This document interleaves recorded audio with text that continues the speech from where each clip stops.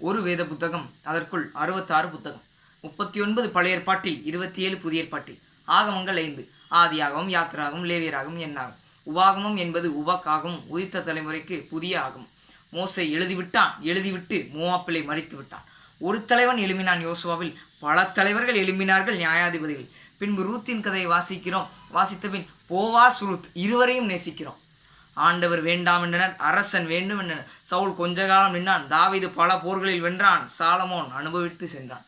தொடர்ந்து ராஜ்யம் உடைந்தது, வடக்கு தெற்கு என பிரிந்தது.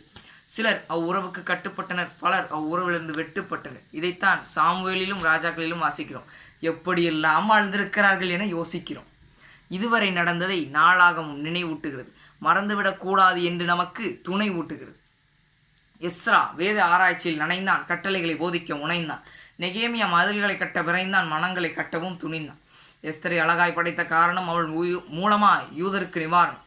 செல்வத்தில் செழித்தவன், சோதனையில் குளித்தவன், முற்றிலுமாய் சகித்தவன், இறுதியில் சிரித்தவன்.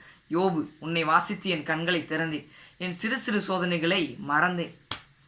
150 அதிகாரங்களில் ஜபம் இருக்கிறது, தவம் இருக்கிறது, துதி இருக்கிறது, எதிரிகளின் சதி இருக்கிறது, ஆடல் இருக்கிறது, மகிழ்ச்சியின் பாடல் இருக்கிறது, அறிக்கை இருக்கிறது, அழுகையும் இருக்கிறது, தீர்க்க தரிசனம் இருக்கிறது, கர்த்தரின் கரிசனம் இருக்கிறது. சங்கீதம், எவரும் எந்நேரும் யெகோவாவிடமிட்ட ஏற்படுத்தப்பட்ட ஏணி.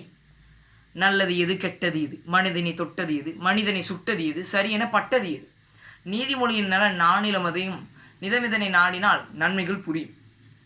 பலவற்றையும் அறிந்து விட்டான், பின்பு பிடிக்கவில்லை என எரிந்து விட்டான். முற்றும் மாய என மொழிந்து விட்டான், பலரது பற்றும் மாய என பறிந்து விட்டான். பிரசங்கி முழுவதும் சாலமோனின் புலம்பல். அனுபவித்து விட்ட பிறகு ஐயோ அலம்பல். உன்னதமாயிருக்கிறது உன்னத பாட்டு, எவர் மனதும் மயங்கும் இதனை கேட்டு. இதற்கு பின்பு ஏசாயா முதல் தானியல் வரை பெரிய தீர்க்கதரிசிகளின் தொகுப்புரை, தரிசனங்கள், வாரங்கள், ஐயோக்கள், யுத்தங்கள். பின்பு ஆறுதல், தேறுதல், நம்பிக்கையின் சத்தங்கள். ஏசாயா இந்த மாதிரி, எரேமியா வேறு மாதிரி. யூதா சீர்கெட்டது, கர்த்தரிடம் அவர்கள் பெயர் கெட்டது, நியாய தீர்ப்பு அவர்களை தொட்டது, இறுதியில் யூதா விழுந்து விட்டது. எரேமியா தொடர்ந்து புலம்புகிறான், யெகோவாவின் கோபத்தை விளம்புகிறான். எசேக்கியேல் கண்டது எருசலேமுக்கு கண்டனம், தலைவர்கள் தவறி சென்றது ஓமைகள் பிரகடனம். எங்கு பார்த்தாலும் பரபரப்பு, எகிப்தின் மீது நியாய தீர்ப்பு. இறுதியாக புதிய காவல், புதிய மனம், புதிய கோவில், புதிய இடம்.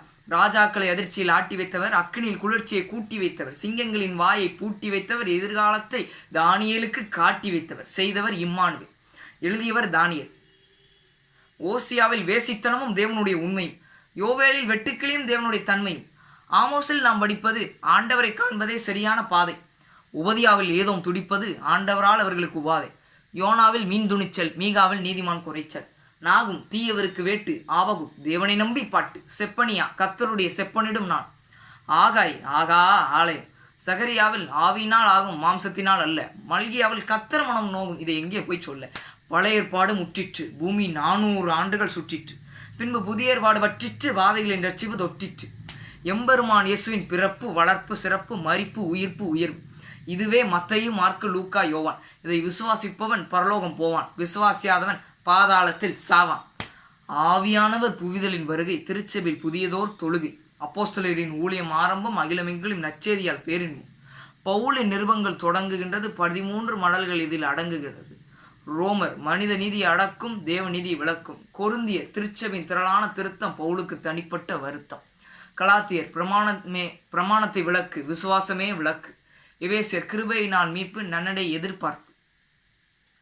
பிலிப்பியர் சங்கிலியின் சந்தோஷம், சிறையிலிருந்து சுவிசேஷம். கொலோசியர் வேண்டாம் உலக தத்துவம், வேண்டும் உன்னதர் சத்துவம். தெசலோனிக்கேயரின் விசுவாச பொழிவு, தயாபரன் வருகையின் தெளிவு. தீமோத்தேயுவுக்கும் தீத்துவுக்கும் அறிவுரை, ஆலயம் நடத்தும் பணிந்துரை. பிளேமோனுக்கு ஒரு சிறுவரை, உகேசுமுக்கு பணிந்துரை. எபிரேயர் இயேசு சடங்குகளின் பிரதிபலிப்பு, மெல்கிசதேக்கின் முறையிருப்பு, விசுவாச சாம்புவான்களின் அணிவகுப்பு, நாம் விசுவாசம் பயிலும் குடியிருப்பு. யாக்கோபு சொல்லை குறைத்துக்கொள், செயலை நிறைத்துக்கொள். பேதுரு சிதறி இருந்தவர்கள் சிந்தையை சீர் செய்ய, பதறி இருந்தவர்கள் நெஞ்சங்களை நேர் செய்ய, இருமுறை வலை வீசினான், கிறிஸ்தவத்தின் நிலை பேசினான். வெளிச்சத்தில் நட, விசுவாச அன்பில் நட, வார்த்தையில் நட. இவை யோவானின் வேண்டுகோள், 3 மடல்களின் தூண்டுதல். யூதா வீணர்களை குறித்த எச்சரிப்பு, விசுவாசத்தை குறித்த உச்சரிப்பு. இறுதியாக வெளிப்படுத்தின விசேஷம், சபை நிலவரம், சர்வதேச கலவரம், ஆண்டவர் வருகையின் காட்சி, 1000 வருட அரசாட்சி, பிசாசுக்கு முடிவு, அக்கினி கடலில் அவன் மடிவு. ஜீவ புஸ்தகத்தில் பேர் இருந்தால் பரலோகத்தில் தருணம், பேரில்லாதவருக்கு 2ஆம் மரணம். இறுதியாக புதிய வானம் புதிய பூமி புதிய எருசலேமில் இயேசுவே சுவாமி இயேசுவே சுவாமி இயேசுவே சுவாமி. நன்றி.